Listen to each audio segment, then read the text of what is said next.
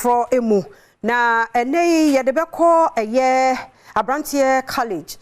won wasa bie nkrabata ne bie ye Catering and Hospitality department ne bota nyina ne se emabunu ene wode so won mo asene efi se ne ntiti ahodo a wode ma no ebi nso ani da kwan se eduane no amu ene ahohoye fam so won betimi abene wo mo nti ene wabie sa nkrabata aka natena ye ne ho Adom TV etwaso.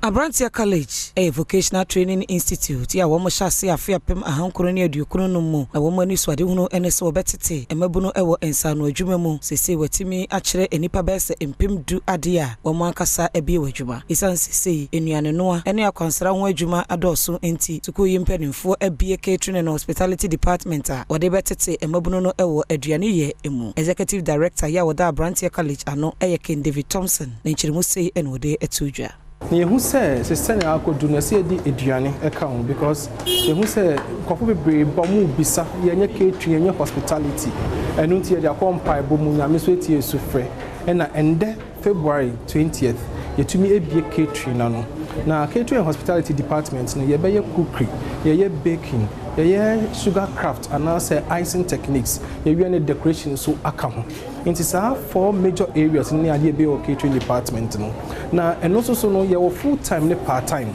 aside that no so no obi pese osua no otro national exams so obetumi aye because there were accreditation or Ghana Education Service technical exams unit and TVET service into which say ya ready say ye beko ye nim isanse sukuu yi ewo kro wo mensene no munti oni swade hunu ene se obeboa emabuna wo mo ewo sa mensene ne mu ene ne mpotemu no watimi atete wo mo ewo nsa no adwuma emu. Justina Jaba ene ye director ya wo hwe enwumesu aso ewo mensene no emu oba Abrantee College abaso se wo mo eba ye wotete emabunu no emo hu nsa no adwuma yi